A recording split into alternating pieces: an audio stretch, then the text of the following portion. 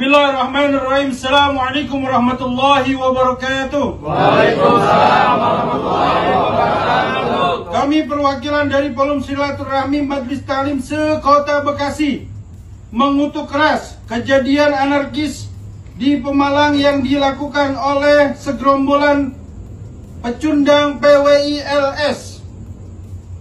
Dan kami siap turun dengan massa yang lebih besar untuk membubarkan acara pelantikan PWI LS se-Jabodetabek di Sonet. Setelah bikin rusuh di Pemalang mengenai acara Habib Rizik Syihab, banyak orang dan banyak anggota-anggota Laskar PWI yang keluar, dan kini PWI resmi dilarang dan ditolak dimanapun teman-teman semua. Di Bekasi, di Jakarta, orang Betawi juga menolak PWI. Mari kita lihat dulu videonya. Bismillahirrahmanirrahim. Assalamualaikum warahmatullahi wabarakatuh. Waalaikumsalam warahmatullahi wabarakatuh. Kami perwakilan dari Forum Silaturahmi Majelis Taklim se-Kota Bekasi mengutuk keras kejadian anarkis di Pemalang yang dilakukan oleh segerombolan pecundang PWI LS.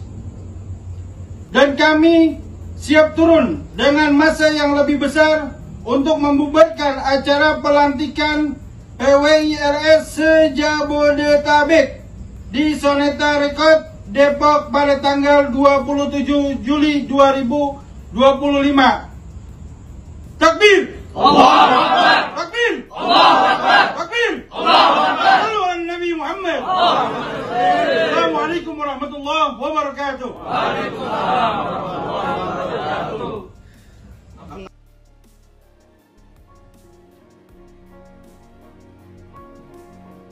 Assalamualaikum warahmatullahi wabarakatuh.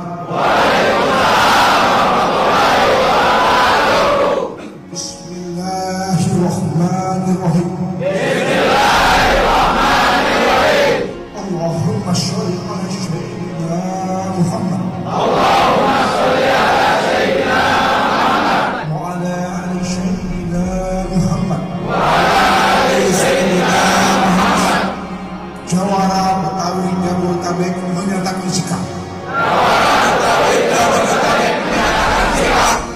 bahwa kami sampai kapanpun memuliakan, mencintai dan selalu menjaga, melindungi ulama dan para habaib yang ada di Indonesia.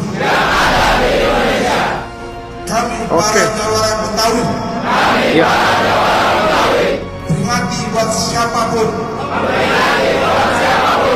tokoh-tokoh anti habaib untuk hentikan provokatif memecah belah umat Islam. Kami jawara Betawi memohon kepada seluruh habaib Indonesia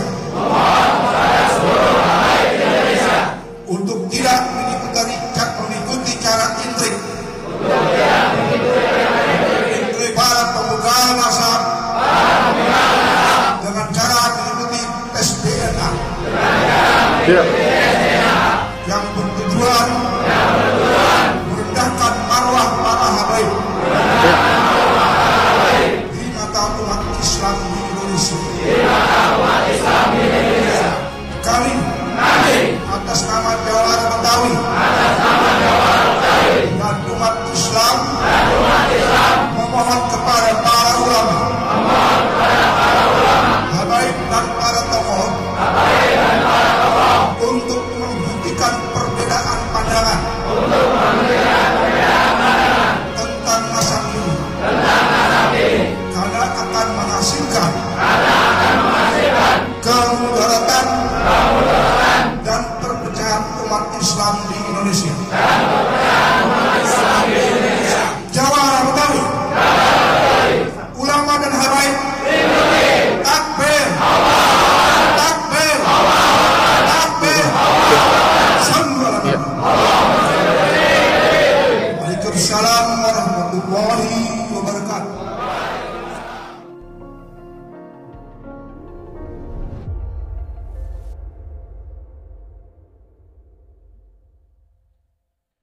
Siapa kita?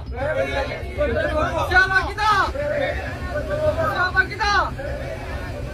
Rujukan utama PWILS adalah Ki Imad yang terbukti berkali-kali memfitnah orang tanpa bukti dan menyebarkan kedustaan ini di situs resmi RMI Rum Banten. Share melabas, follow dan subscribe paman yang ngantor. Ki Imad menuduh Habib Zain bin Ibrahim bin Smith berdusta atas nama Ibn Hajar dengan menyatakan cerita dusta tentang Ibn Hajar Al-Haytami berkata bahwa seorang syarif yang bodoh lebih mulia dari kiai terdapat dalam Manhajus Sawi. Tuduhan ini tampaknya kan tegas, tapi justru karena terlalu tegas ia jadi melenceng fatal, yakni mencabut konteks orisinal Ibn Hajar demi mengajak pembaca untuk membenci orang saleh seperti Habib Zain. Bayangkan Anda tuan rumah yang didatangi dua orang kehormatan dan keduanya menyodorkan tangan mereka untuk bersalaman dengan Anda. Anda bisa menyalami keduanya secara bersamaan, satu dengan tangan kanan, satu lagi dengan tangan kiri. Namun syariat kan mengajarkan bahwa menyalami orang itu selayaknya memakai tangan kanan, dan tangan kanan Anda cuma satu. Pertanyaannya, mungkinkah Anda menyalami keduanya dengan satu tangan kanan Anda secara bersamaan? Tepat disinilah permasalahan itu direspon oleh Ibn Hajar. Ketika halaman 385 diperiksa secara menyeluruh, justru kutipan Ibn Hajar yang dimuat Habib Zain itu punya konteks yang jauh berbeda dari tuduhan Ki Imad. Ibn Hajar menyatakan bahwa seorang syarif itu memiliki kemuliaan ketersambungan nasab dan pewaris biologis baginda Nabi. Pendapat ini tidak unik, ia sejalan dengan penghormatan klasik Islam terhadap Ahlul Bait. Namun Ibn Hajar juga menyeimbangkan pernyataan itu. Ia menyebut bahwa orang alim pun punya kemuliaan sebagai khalifah para nabi, pewaris ilmu dan makrifat kenabian. Ini bukan pujian kecil karena mengandung nilai substansial memandu umat yang sangat dicintai Nabi. Namun permasalahan muncul ketika dua jenis manusia ini datang bersamaan. Jika keduanya muncul bersamaan dan harus dimulai dari satu, maka dahulukan keturunan Nabi. Ki Imad menghapus konteks jika keduanya hadir bersama dan menggantinya dengan framing mutlak, seolah Habib Zain mengutip Ibn Hajar demi memuliakan syarif semata. Padahal keduanya punya kemuliaan masing-masing. Tidak sepatutnya pemuja Wali Songo itu merujuk orang yang berani memfitnah terang-terang seperti ini. Yang saya lebih salut lagi, saudara,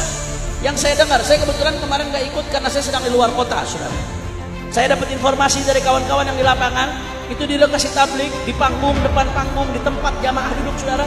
Jamaah berasa seperti nggak ada apa-apa, seperti aman, kondusif. Padahal ini PWI nyerang dari berbagai sisi, saudara, kepung dari berbagai sisi. Kenapa jamaah bisa merasa aman, kondusif? Karena ada laskar-laskar yang begitu hebat. Mereka pasang badan mereka, walaupun resikonya nyawa, mereka berjuang untuk jaga tablik akbar dan jaga para ulama, saudara. Takbir, takbir, hidup para laskar, hidup para laskar, hidup para laskar. Allahu Akbar. Sallu ala Nabi. Mengapa orang-orang Wahabi tidak suka kepada kalangan habaib, kepada kalangan dzurriyyah Kanjeng Nabi? Karena pesaing politik utama keluarga Ibnu Saud itu adalah Ibnu Rasyidin dari kalangan habaib yang menguasai kota Ha'il.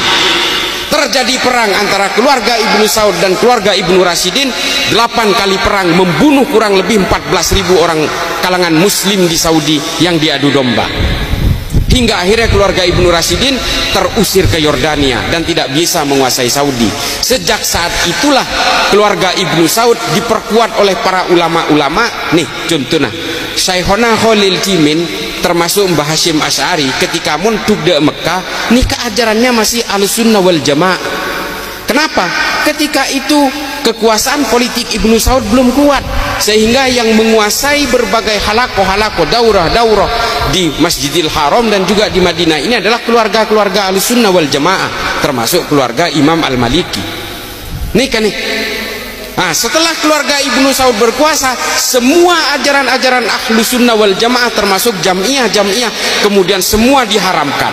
Ulama-ulama Ahlussunnah wal Jamaah dikerangkeng di dalam rumahnya, dan juga mereka mengharamkan maulid karena mereka tidak mau ada kerumunan masyarakat yang kemungkinan akan melakukan perlawanan terhadap kerajaan. Nih keawalan nih. Jadi semua fatwa dari ajaran-ajaran Salafi Wahabi ini adalah by order. Ijai akatikula peti kelam pidak tukang jai sesuai pesanan. Pak Debi mesen Grab nih sesuai titik ya Pak. Nih kan nih mesen ojek kan mana Bineng Jakarta nih Kak, sesuai titik lokasi ya Pak. Jadi semua usul fikih dan fatwa-fatwa ulama dari Salafi Wahabi ini sesuai pesanan kerajaan. Menabi kerajaan merasa terancam, buatkan fatwa untuk melarang itu, dilarang. Ketika kerajaan merasa terancam kekuatan politiknya, buatkan fatwa pelarangan, berarti haram. pada saat itu berbagai kebangkitan politik di Timur Tengah itu didahului dengan gerakan-gerakan kebudayaan, termasuk di Mesir pada zaman Presiden Gamal Abdul Nasir. Hingga apa kemudian kelompok Salafi Wahabi mengharamkan kebudayaan yang tidak disukai oleh mereka. Tetapi heran sampean menabi beda Halid basalah mengaramaki bejeng, kini ke produk. Karena mereka memang sudah terbiasa dari Arab Saudi mengharamkan budaya-budaya rakyat. Menggelegar ya teman-teman semua mengenai kisruh bentrok PWI dengan FPI kemarin di pengajian Habib Rizik Syihab. Ya semoga semua Indonesia kompak menolak laskar monyet PWI ini teman-teman, karena mereka hanya bikin ricuh dan bentrok saja, fungsinya nggak ada.